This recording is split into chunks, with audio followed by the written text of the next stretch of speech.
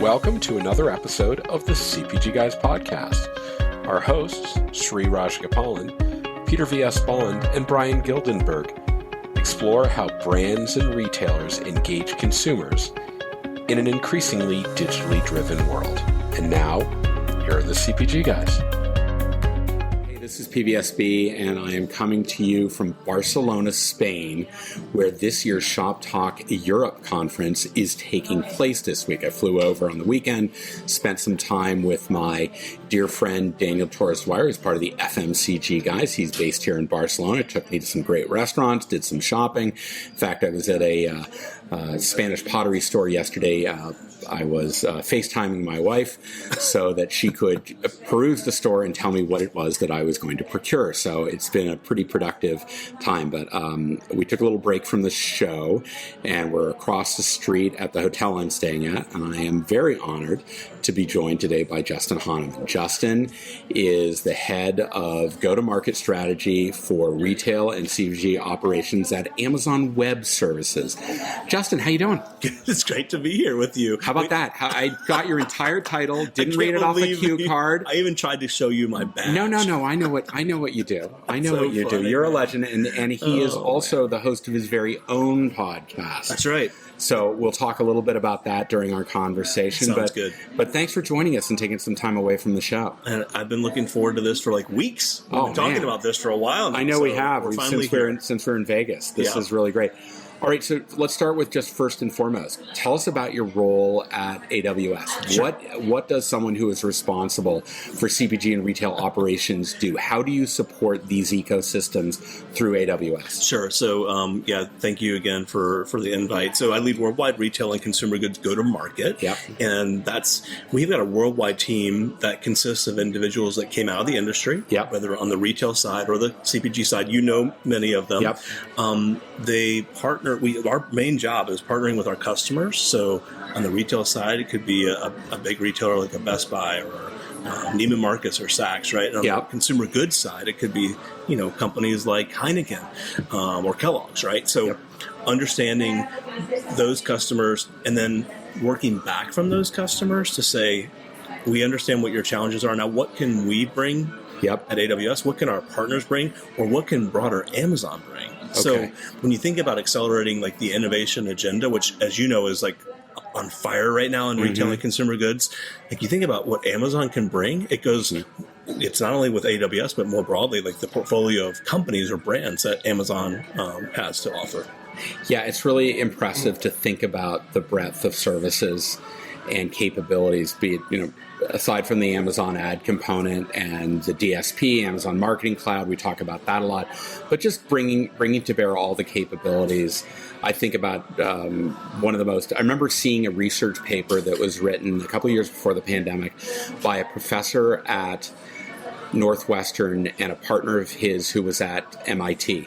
And they had hypothesized that you can get as much knowledge out of just curating the reviews written on Amazon as you could by engaging in a highly expensive and highly drawn out focus group process that doesn't give you nearly as many as input points. And they analyzed 6 categories, and what they found was 97% of the topics that came through in a focus group you could have gotten by just curating through the Amazon review. So you have such a powerful asset, so that's really exciting. Yeah, and I think what's interesting is to have conversations with these brands and be able to lay out for them what's possible. You know what I mean? And most of the time, especially when I talk to a big group, I'm like, how many of you know Amazon.com? All hands go up. Yep. How many of you know AWS? Some hands go up if you're in IT.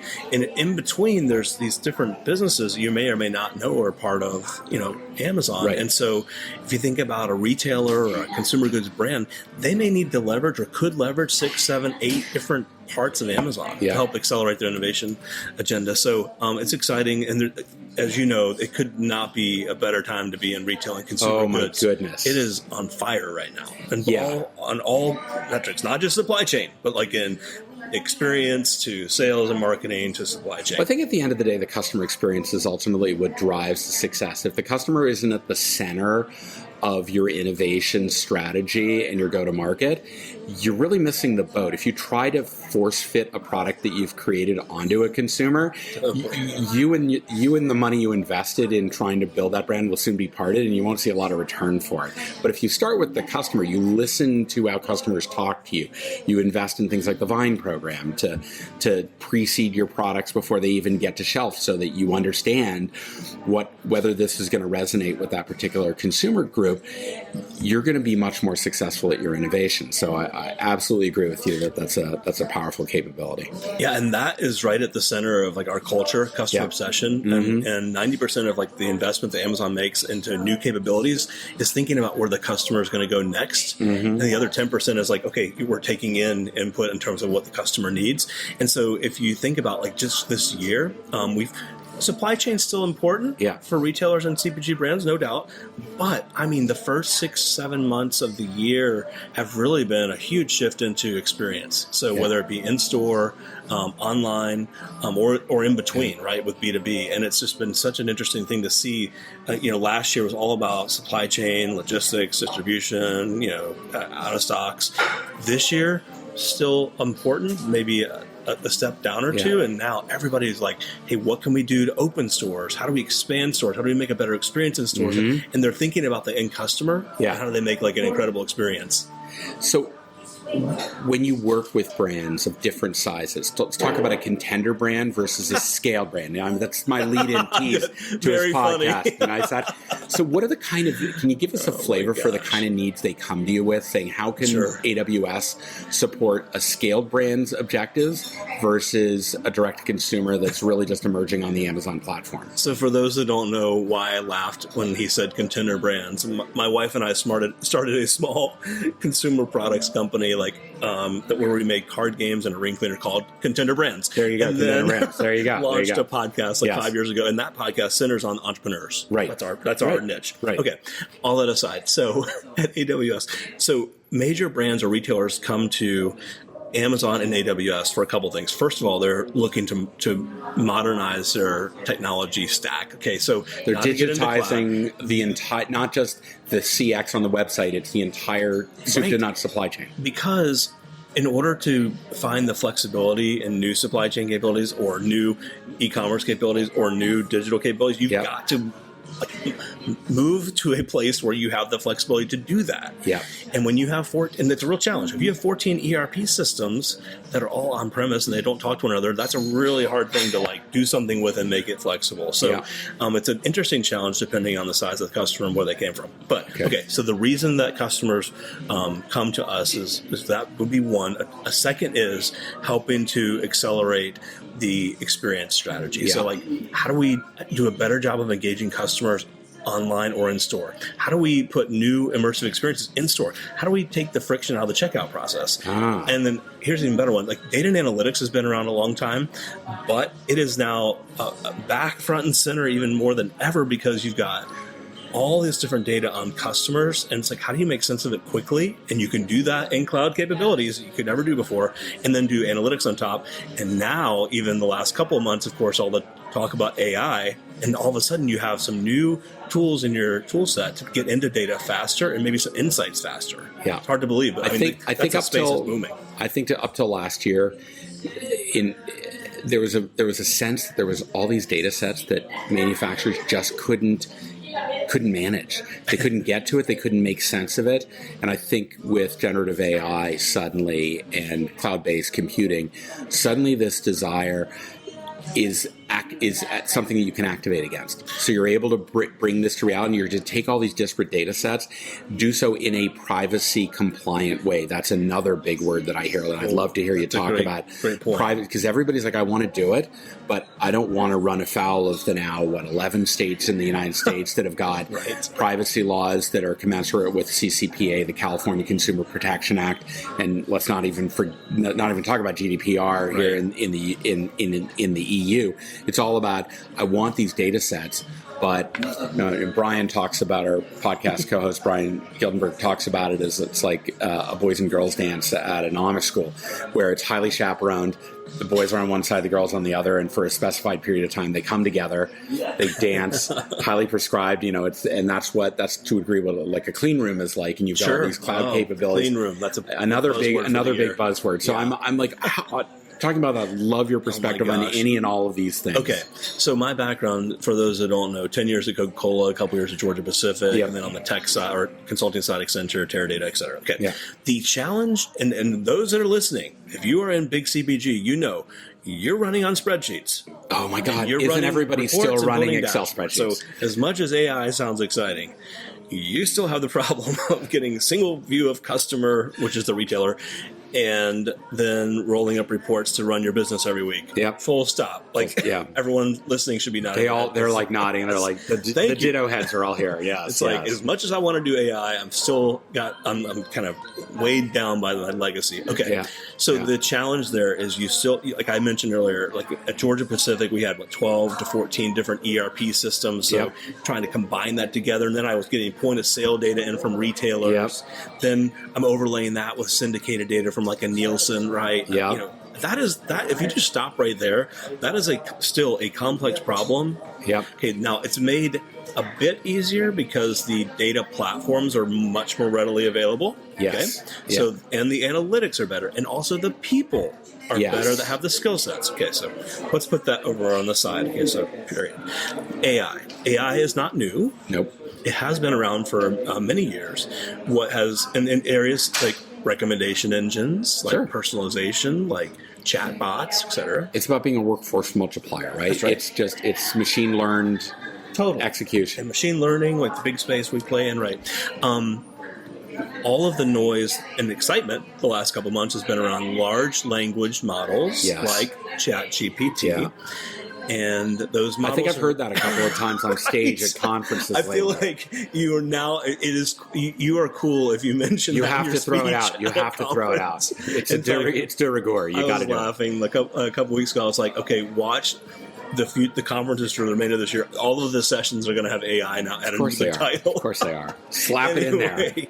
Okay, it's just like a La Quinta commercial. Synergistic transformation. Use the big words. It's exciting and it's real. Okay, this is not just a buzzword or excitement. It is real. And so we were talking before we hit record about just some very simple use cases, right? We were talking about, for example, if I list a new product on Amazon, like asking the model to give me what would be 5 or 6 questions a customer would ask, and it comes back in seconds with near perfect answer. Okay, so there's a lot of really good use cases now, but we are early days. Yeah. And it's so interesting. Every day I spend time with brands on the retail and consumer goods side. You have, and I was sharing this with you earlier too, you have some that are all in, like they've got people assigned to it. They've got use cases already defined. They're like asking us for help, like on to do test and learn, a couple week projects. Yeah. Okay. I'm like, whoa, I mean, like that's They're fast. And then the other end, like we'll meet with an entire leadership team to explain to them what is AI and ChatGPT, right, glazed over, and large language models. And so we've got a really good story for that. Okay. It's just so fascinating to see the spectrum of where different companies are. And it is going to be, I believe, this is Justin talking, a game changer. And I think it's in ways that we still don't realize. You know, in the past, it was always my belief that a CEO didn't need to understand the complexities of some of these new capabilities. They just needed to have people around them. I'm less convinced of that now. I think in this day and age, if you can't articulate what generative AI is, what machine learning will do for your business and how it can permeate your organization, your competitors will, and they're going to beat you, because if it's not part of your DNA, your ability to invest and deploy resources and capabilities to support that is not going to be as nimble. Totally. I totally agree. I think there's been a lot of progress made around digital understanding, we'll just call it that, at the leadership level of most brands, which has been real positive. Yeah. What we found, the companies that we work with that are successful, not just in AI, but just in technical and digital transformation. The leadership team is aligned, and they understand, and they got it as a part of their vision. Yeah. They typically have someone that owns it, or some ones that own parts of it, and they have a detailed plan against it, and then they're measuring progress against it towards how are they improving the customer experience. Right. Without that, I don't hear that enough. That last component, progress against a customer experience, I think that gets overlooked. They're looking at what my ROAS is, what my iROAS is. They're not thinking, because ultimately I equate the improving the customer experience to the holy grail of measurement, which is customer lifetime value. Yes. So you said it earlier. If you're customer obsessed, shouldn't you care about that first? Yes. And everything else I just explained in terms of how should follow. Yeah. If we want to improve the online experience, then the leadership team gets aligned around it. Someone owns it, and there's a plan to achieve it. Yeah. If I want to improve my store experience, there's a lot happening in retail stores right now. In fact, expanding stores. Okay, I want to expand and grow my stores. I want to make it a unique experience. Okay, the leadership team is aligned against it. There's someone that owns it. There's a plan against it. There's budget put around it right now, measuring the what are the results from a customer perspective. So I think that's what I've seen. The ones that are successful have some type of model like that. It sounds very simplistic, and it's not, when you get in the nuts and bolts, it's not so simple. But where there's not alignment on the leadership team, where someone owns the project but not supported by the leadership team, it fails. Or I think a lot of swirls. I think on the CPG side, I think a lot of companies are traditionally focused on, does this mean I need a new org structure? And my response is, maybe you do, but what you really need more than that is a process. And you need to bring to the table everybody who's involved in it. If you have a process, it doesn't matter whose budget is funding certain things. It matters that there's some central control around. That's what I say about retail media all the time. It doesn't matter whether the budget is coming from the trade or the brand. You need some central coordination with everybody involved to understand what their role is. That's what's going to drive the most output. And I've got to imagine that's the same for the kind of stuff that you deal with in supporting these brands. It is. And back to your question earlier around, do leaders need to understand technology? And I'd say 100%. If they want to attract the sharpest and brightest and most interested in innovation talent out there. Yeah. Because if you're going to focus on old school methods, you're going to attract old school thinking. Yeah. It's a simple thing. It's funny. I go to the CAGNY conference every year down in they just would return to being live down in Boca Raton this year. And last year it was virtual. And I asked the CEO of Procter & Gamble a question.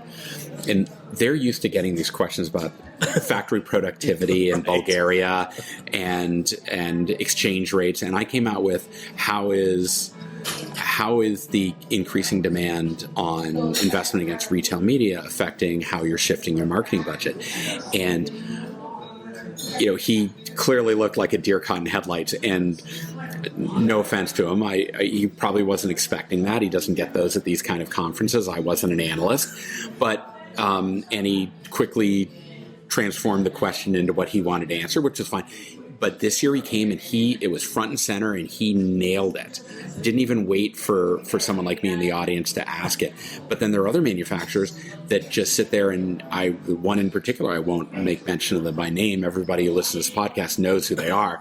But, and they're probably listening. No, they weren't, because the problem is that for the last 3 years, they did not mention the words digital, omnichannel, or e-commerce once on a slide or in mentioned word. Wow. And I do not know how you can be a scaled consumer products, fast-moving consumer goods brand and not recognize, I don't think that for a food product you need to be as digitally savvy as a L'Oreal for a cosmetic, where the customer experience is critical. But if you can't talk about that in front of analysts to talk about where you're taking this company, I don't know that you should be talking in front of analysts. That's just my POV. I think in topics like retail media networks are front and center. It's not. That's another one. It seems like buzzword bingo with that, and immersive and frictionless and and AI. But it's real, and it's going to be a win for the retailer and a win for the CPG brand and a win for you and I. And for some of these topics, though, they may not have been front and center yet with some of the leadership. But I think as these ideas and concepts grow, you'll see that built more into their vernacular. Yeah. So, so tell us what you're doing at the show here. What's intriguing you? What are you hoping to get out of being at Shop Talk Europe? So a couple things. So the reason to come to this and other industry programming is to be around your customers, right? You can spend time with multiple customers. You can engage with them in an environment that's not like a meeting in a conference room or on a Zoom call, for example. And so you really get the real dialogue. And what I think Shop Talk especially, does well with Shop Talk, Grocery Shop, etc. They do an incredible job with their meetups. So these are the one-to-one sessions for those that may not know that they've launched. And at Shop Talk, I mean, it was thousands. I want to say thousands. Right? And those who listen to the podcast also know that I was suffering from plantar fasciitis during Shop Talk in Vegas. And I'm looking at the number of tables, and I'm looking at I'm going from like table 45 to table 1743 back to table number 28. And I'm like, oh, I am not going to be able to walk after this. It was crazy. I left there. I wrote a blog about it, actually, that next week, because I was so impressed by the fact that somebody came up with this idea. They executed it in the matching technology perfectly. Yeah. And then in the moment of the event, seeing all these people in this massive room, it was unbelievable. And everyone was talking about it. And it worked. It moved. They had it all orchestrated, and it was democratizing the experience. It's the first trade show where, anyone who's been to the Shop Talk Grocery Shop understands that this format has been in place. There's a hosted meeting program. There's a pay-for-play there that has to do with getting high-quality retailer and brands present, but this was opened up to everyone, and I still had great recruiters. I met with brands. I met with retailers. I met with service providers. Same. I got so many high quality meetings. I could not believe it. I was complete, and this was all part of the deal. I think it made every other trade show in our space sit up and take notice and say, the old days of sitting in a room for 20 minutes with 30 people on either side of the table trying to get something done is gone. And these little speed dates of one-on-one, you come prepared. Everyone who met with me came prepared knowing what they wanted to talk about. Yep. And I found that to be incredibly productive. Yeah, a very high ROI. Their events already were kind of a level above other retail events. I won't talk about any others, but and then when they added this, it was like, oh my god, amazing! And they already have incredible content. Like their speaker content's always great and all that, but like the meetups, I think is big. So okay, back to your question. So. You get a chance to meet with and engage with industry leaders in an environment that's more flexible and open and more of a dialogue than a sales pitch and all of that. Okay. And the second thing is, in terms of building our brand, we want our customers to know, hey, we're in the industry, we're investing, we're leading in the industry organizations, we're helping set standards with the other industry organizations. Got to get the message out. Right. And so, and how do we help accelerate the innovation agenda of retailers and brands? We need to be able to talk about that. Yeah. Right. And you can do that in a number of ways, but at these types of events, you get to, have an opportunity to really share that. Yeah, it's really great. So, what are you hoping comes out of this? So I always learn something at every one of these events, and then I will go back and bring that back to our team for those that aren't here. Yep. Also, I know I've already got some follow-ups from the mediums I had. I know. I've had 3 meetings, and I've got three solid follow-ups. A bunch of notes. And so I'd say it's continuing to accelerate our momentum in the industry. Okay. We've got really good industry momentum across the organization, so in retail and CPG. So how do we continue to kind of fuel that, right? Yeah. And at the same time, get in front of what our customers need next. Remember, being customer obsessed means we got to be hearing and seeing and feeling and understanding what they're going to need, not today, but down the road. So a lot of the insights here go into our innovation funnel, we'll call it. So I hear you're a podcaster too. Fancy yourself. You fancy you've got the as Shri says to me, Peter, you have a face made for podcasting. That's hilarious. I don't know, but tell me about yours. Yeah, and so what you do. The Contender Cast. So we launched it 5.5 years ago. We're close to 600 episodes. Oh my God, you're like you dwarf us in comparison. Well, it's not about quantity, right? It's quality, right? Yeah, sure. What's really cool though is all of my guests, the vast majority of the guests are founders of new food and beverage or other CPG brands. So occasionally I've had on other major CPG, colleagues, I'll say, but really the focus is around that kind of startup to middle or early stage. So, for example, if you know, like Just Iced Tea, which was just launched with Seth Goldman, sure, he's been on actually twice now. Sweet Loren's, it's a cookie dough company, just on fire right now. Undercover Snacks. It's another, these are the types of brands that we spotlight and bring on, and it gives it's a win-win, right? So I'm passionate about the industry. They get a spotlight on their brand. They get some publicity from it and whatnot. So it's been a lot of fun.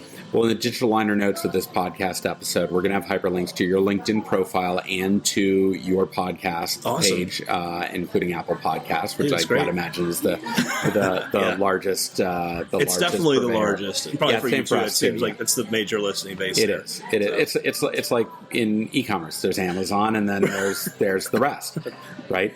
So, true. In any event, Justin, I want to thank you for taking some time out of the show. Thank you, man. It's been so great. Shoot the topics with us has been really great, and looking forward to following what you're doing in the industry. And you always have an invitation to come back. Dude, we'll do it again. I can't wait. Sounds good. All right, everyone. Thanks for joining us today. Look forward to speaking with you on the next episode of the CPG Guys podcast.